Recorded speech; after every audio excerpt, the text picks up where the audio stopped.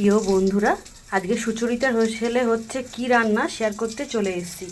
দেখো অল্প করে করছি, কচি কচি পটল একদম দেখো দানা হয়নি, আর সজনাটা আলু দিয়ে বাটা মাছগুলো ভেজে নিয়েছি। বাটা মাছের ঝোল করব।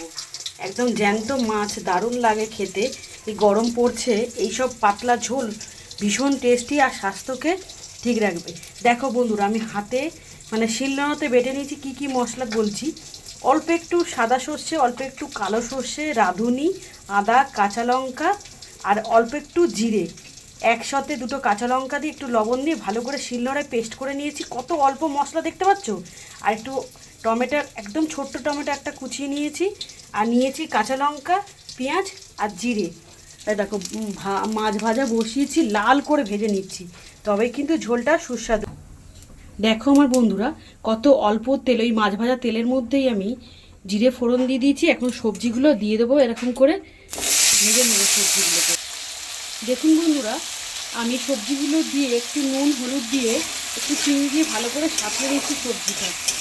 ঠিক আছে, এইভাবে মাছের ঝোল করে খেলে কিন্তু দারুণ হবে।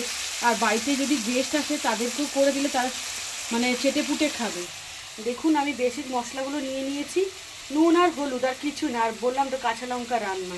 ঠিক আছে, এইভাবে আপনারাও করে খাবেন। আর তরকারিতে সবসময় গরম জল দেবেন। আমি এক হাঁড়ি গরম জল এই যে হাঁড়িতে বসিয়ে নিয়েছি। ঠিক আছে, আমি আগে তরকারিতে দিয়ে তারপরে ভাত বসিয়ে দেবো ওর মধ্যে। এইভাবে সবজিটাকে ভালো করে সাঁতলে নেবো, নিয়ে তারপরে পেঁয়াজটা দেবো। আগে সবজিটা একটু ভাজা ভাজা হোক।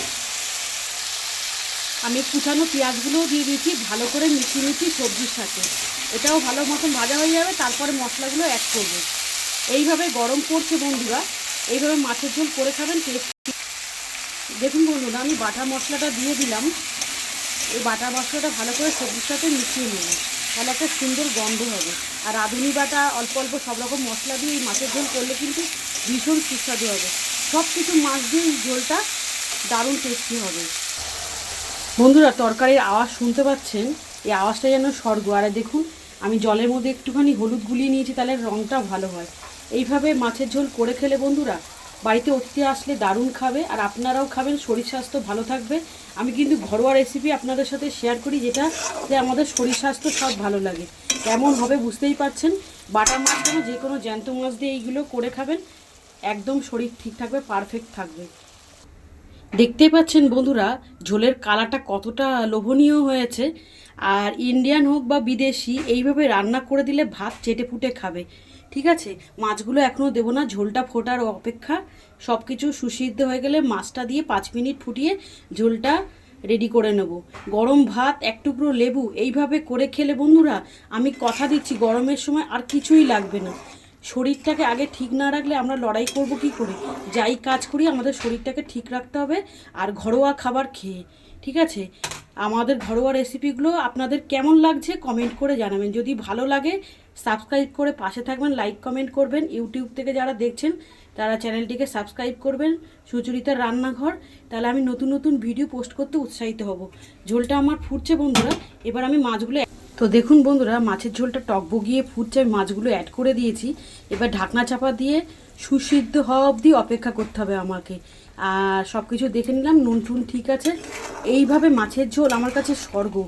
ঘরোয়া রান্না করে খেলে বন্ধুরা নিজেরাও ভালো থাকবেন, সবাই কিন্তু এই রান্নাগুলো দেখতে খুব ভালোবাসে। কেন বলুন তো, আমাদের হেলথ কনসাস সবাই। তেল মশলা কম দিয়ে যদি এত টেস্টি মেনু থাকে, তাহলে তো বুঝতেই পারছেন কেমন হবে খাওয়াটা। তো রেসিপিগুলো ভালো ভালো দেখতে হলে আমার চ্যানেলটিকে সাবস্ক্রাইব প্লিজ করবেন, লাইক কমেন্ট করবেন। ঠিক আছে, আমি উৎসাহিত হব আরও নতুন নতুন ভিডিও পোস্ট করার জন্য। ঠিক আছে, অন্য ভিডিওতে আমি ফাইনাল লুকসটা শেয়ার করে দেবো। আশা করি বুঝতেই পারছেন কতটা লোভনীয় হবে। রাখলাম ভিডিওটা এখানে, সবাই ভালো থাকবেন, সুস্থ থাকবেন। Love you all.